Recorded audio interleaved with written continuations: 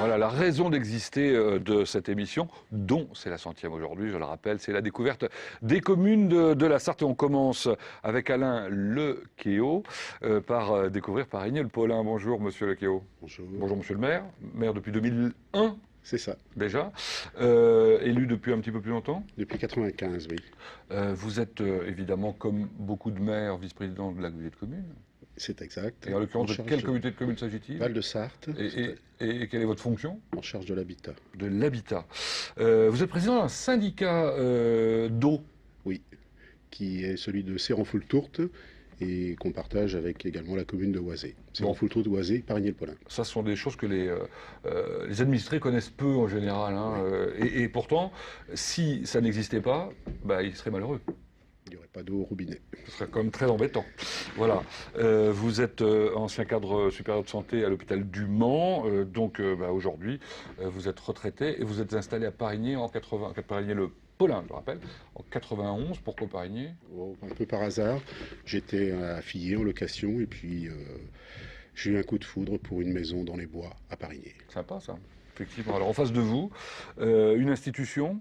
Alors, je ne sais pas si vous êtes une institution, en tout cas, peut-être aussi. La maison que vous dirigez en est une. Monsieur Didier Auvray, vous êtes le directeur donc, de Saint-Michel-des-Perrets. Depuis combien de temps? Ça fait 8 ans maintenant. D'accord. Et cette école, vous la connaissiez depuis longtemps? Je la connaissais depuis très longtemps, oui, puisque je suis arrivé assez jeune à Saint-Michel et je suis resté. Bon, vous êtes là pour combien de temps? Ah, je ne sais pas encore. Vous n'avez pas, d'accord. Non, je dois décider, je ne sais pas, jusqu'à ma retraite peut-être. D'accord. Vous êtes prof par ailleurs? Je suis professeur d'histoire-géographie en même temps. Toujours aujourd'hui? Oui. Dans le privé, effectivement, les directeurs ont toujours une charge. Ça permet de rester proche des élèves d'ailleurs. Alors si vous êtes là, c'est que bien sûr Saint-Michel-des-Perrets, c'est sur Parigny-le-Paulin. Ce qui n'est pas une évidence pour tous, hein, d'après moi. Hein, parce que, en fait, comme on y accède facilement par la nationale, le village, on n'a pas besoin de le traverser, quoi. Oui, on peut aller à Saint-Michel sans aller au centre-bourg. Oui. C'est ça. Inversement, on peut aller aussi au centre-bourg sans aller à Saint-Michel, puisqu'il y a la grille à franchir. La belle grille avec les armoiries de la famille de Broc qui caractérise l'entrée des Perrets. Vous nous raconterez cette histoire dans un instant. Pour l'instant, je vous propose de passer par la fiche signalétique de la commune comme à chaque fois, code postal 112 330. Nombre d'habitants, je préfère demander plutôt que de le lire. 1110. Oula, vous êtes le plus inflationniste de tous les maires, hein, parce que habituellement c'est un petit peu plus, mais là, beaucoup plus. Pourquoi vous avez 1034, mais bon, c'est pas grave. Ah oui, mais celui-là, il date de 2007. D'accord. Au 1er janvier 2010. Ça augmente très vite alors chez vous? Oui. C'est vrai? Oui, c'est des lotissements? Oui, nous avons un lotissement depuis novembre 2008 à aujourd'hui. J'ai délivré 30 permis de construire pour ce lotissement. Mais vous faites attention de ne pas trop manger l'espace, comme nous le disait il y a un instant Nicolas Duverger? Oui, j'y suis de toute façon contraint, puisque 55% environ du territoire communal est un espace boisé classé. 55% du territoire, 1385 hectares, oui c'est ça. Alors bon, le problème, parce que vous avez un problème, les habitants de Parigny-le-Paulin, c'est que vous portez le même nom que ceux de Parigny-l'Évêque. Oui, ça pose quelques problèmes. Vous n'avez pas trouvé de truc? Mais c'était à Parigny-l'Évêque peut-être de le trouver. Ah bon, d'accord. Donc vous vous appelez comment? Les Parigniens. Tout bêtement. Bon, vous êtes à 20 km du Mans, vers le sud-ouest, communauté de communes du Val-de-Sarthe présidé par Philippe Girardot, pays de la vallée de la Sarthe présidé par Marc Joulot, et puis enfin canton de la Suze, dont le conseiller général est Gérard Saudubray.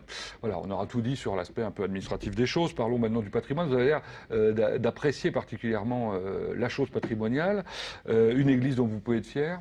Oui, tout à fait.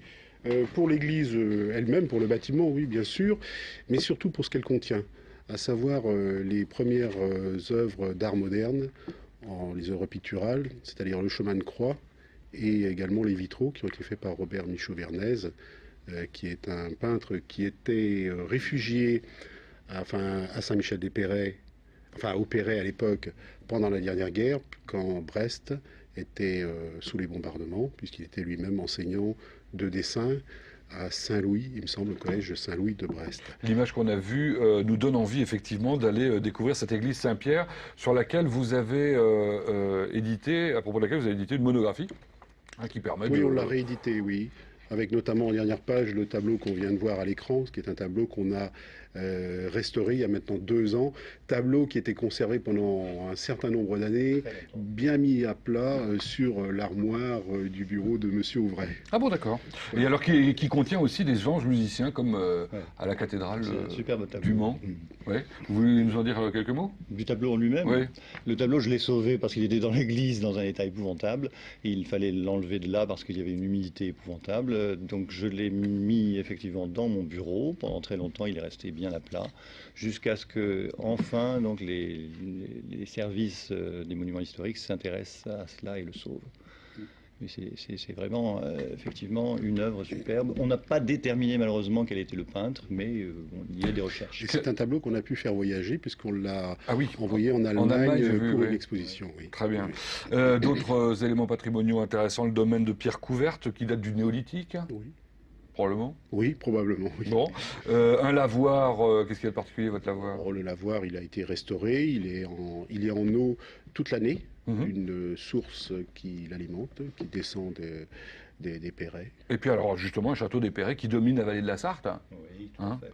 Alors 3 mots sur l'histoire de ce château. On parlera de l'institution après. Oui, alors le château remonte sans doute au XVe siècle. Si l'on regarde un petit peu les murs qui restent effectivement et la tour qui conserve l'oratoire. Et puis autrement, il a été bâti principalement par Sébastien de Broc au XVIIe siècle et Michel Armand de Broc au XVIIIe et complété enfin à la fin du XIXe siècle par Thibaut de Broc, le dernier marquis. Broc, ça s'écrit B-O-R-C. Tout simplement. Voilà. J'aurais mis un H, moi, bon, enfin voilà. Dites-moi, c'est pas de. Ah non, c'est pas dans vos bois, vous, c'est dans les bois ailleurs. Les bois du Bourré, c'est où? C'est chez nous, une partie, oui. Que Charles VI est devenu fou, vous allez dire. Oui, c'est un peu dangereux. Mais c'est à Paris-Guelpolin. C'est un peu dangereux. Vous le revendiquez? Oui, il y a même dans le domaine de Saint-Hubert, qui est une partie de notre zone boisée, une allée qui a une pancarte, allée Charles VI. Alors la table de pique-nique où Charles VI est devenu fou, voilà. Donc l'histoire c'est quoi, hein? C'est que il a été effrayé par quelqu'un. Oui, par un mendiant. Ah, oui. c'est ça, hein, voilà. Mais historiquement, c'est très controversé parce qu'on ne sait pas s'il a passé la Sarthe au gué de Cellars, à savoir à Gué-Cellars, ou plus avant, c'est-à-dire du côté d'Arnage. Mais enfin, nous, on pense qu'il est devenu, qu'il est effectivement passé. Et le prof d'histoire, il dit quoi lui? Il ne se prononce pas. Oui, d'accord. Il est prudent. Vraiment, il faut être prudent. Oui. Bon, l'homme politique, que pense-t-il quant à lui des affaires incendiaires de la commune là?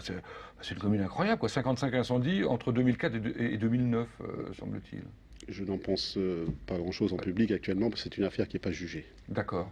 Bon, enfin bon, c'est quelque chose d'un peu surprenant malgré tout, surtout dans une commune, enfin voilà, d'une commune rurale qui.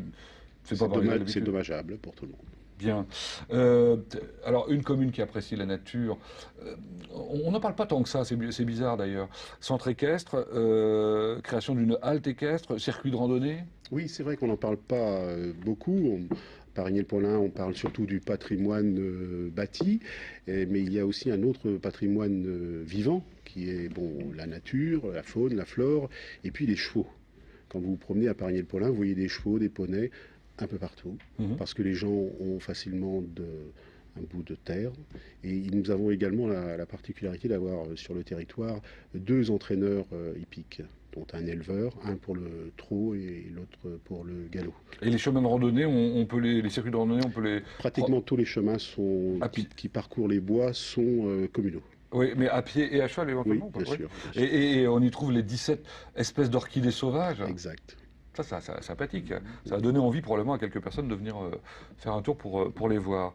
Chez vous, il y a des orchidées, il y a des chevaux, il y a tout au domaine de Saint-Michel-des-Perrets. Nous n'avons plus de chevaux, je suis désolé de vous décevoir. Flûte. Il y en avait au moment où certains grands élèves ont passé quelques années. Alors, en 2 mots quand même, pour les gens qui ne connaîtraient pas, qu'est-ce que c'est que Saint-Michel-des-Perrets? Saint-Michel-des-Perrets, c'est un établissement scolaire qui a été fondé en 1946 et qui comprend donc un internat, donc une école, un collège, un lycée et une partie des internes sont des élèves sont des internes. Alors créé par le cardinal Grant, le cardinal Grant, bien connu, mémoire, oui. des Monceaux, évêque du Mans, et puis alors des anciens élèves illustres. Oui. On va citer le Premier ministre déjà, en premier, François Fillon. Olivier de Kersauzon, mais il a dû faire pas mal d'établissements dans le coin, lui, non? Oui, il n'a pas fait grand-chose. Non, chez vous, il s'est pas fait remarquer particulièrement. Bon, Philippe Alfonsi. Ah, bon, Ah, vous ne saviez pas? Je ne savais D'accord. pas. Bon, on a dû aller chercher. Et Gérard Giraudet, vous ne connaissez pas Gérard Giraudet? Il est derrière, là. Ah oui, oui. Voilà. Oui, on m'en a parlé. Il co-dirige. Ah ben voilà, Gérard Giraudet qui décidément fait parler de lui partout où il passe. Il y avait d'autres grands élèves que j'ai oubliés? Des élèves importants ou intéressants, effectivement. Vous avez un élève qui est Nicolas Silberg, enfin un ancien élève. Nicolas Silberg. On le reçoit très bientôt ici. Exactement, oui, parce qu'il y a une exposition, je crois, qui est ouverte bientôt. Un ancien de la Comédie Française. Oui. Absolument. Bon, bref, c'est un établissement comme on n'en fait plus, j'allais dire. Bon, on l'appelle une institution d'ailleurs, pourquoi? Oui, c'est une institution, c'est le terme qu'on donnait. Institution religieuse en l'occurrence.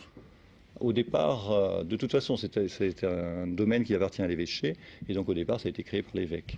Mais ensuite, bon, le terme institution, c'était le terme qu'on donnait à tous les établissements privés à ce moment-là.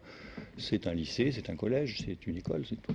Alors, il est ouvert à tout le monde, Oui. et particulièrement aux enfants de Parigné, Oui. qui ne payent pas les frais de scolarité.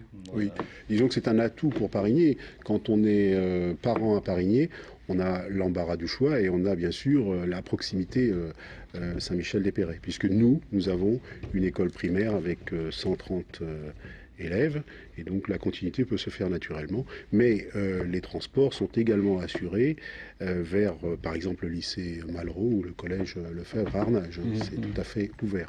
Mais bien sûr, une grande majorité des Parigniens, notamment ceux qui habitent au bourg, c'est-à-dire à proximité de Saint-Michel, ils sont quelquefois à 50 mètres de leur collège ou de leur lycée. Combien d'élèves aujourd'hui? 350 en gros. 350. Oui. Et combien je cherche d'internes, voilà. D'internes, il y a une centaine d'internes. D'accord. Garçons et filles, et qui viennent d'un petit peu partout d'ailleurs, qui peuvent venir de la région, c'est-à-dire de la Sarthe, mais aussi des départements limitrophes, qui viennent de Paris et de la région parisienne principalement, et qui viennent de l'étranger. Actuellement, nous avons une jeune Australienne, par exemple, et nous avons souvent donc des élèves qui viennent d'Afrique, d'Asie, d'Amérique. Et alors, c'est quoi cette classe européenne? La classe européenne, c'est une classe qui est ouverte généralement avec de l'anglais. Chez nous, c'est avec de l'italien. C'est donc une classe dans laquelle les élèves commencent l'italien à partir de la 4e, mais avec 5 heures de cours au lieu de 3. Et logiquement, donc, quand ils rentrent en seconde, ils ont un cours en italien, par exemple l'histoire, ce qu'on appelle la DNL. Bon, bah, c'est original, évidemment, c'est pas en 3 minutes qu'on peut découvrir une institution comme la vôtre.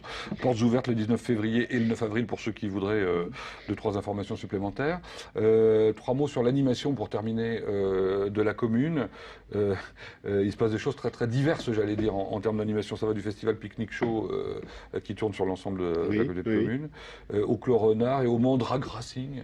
Oui, enfin, le Mans Drag Racing, c'est une association de moto-dragsters qui existe sur la commune, alors là aussi depuis au moins une quinzaine d'années, et qui a eu 2 Parisiens champions de France de moto-dragsters, à savoir Éric Demangel et puis Thierry Lépine. Très bien. On le voit chaque semaine dans toutes les communes, des choses merveilleuses à découvrir, intéressantes, originales. Bon, ça vous donne probablement envie d'aller plus loin. On ira plus loin avec nos invités, un jour certainement. En tout cas, merci à l'un et l'autre d'être venus nous voir. Dans un instant, place à une autre commune, ailleurs, dans la Sarthe, un petit peu plus au nord.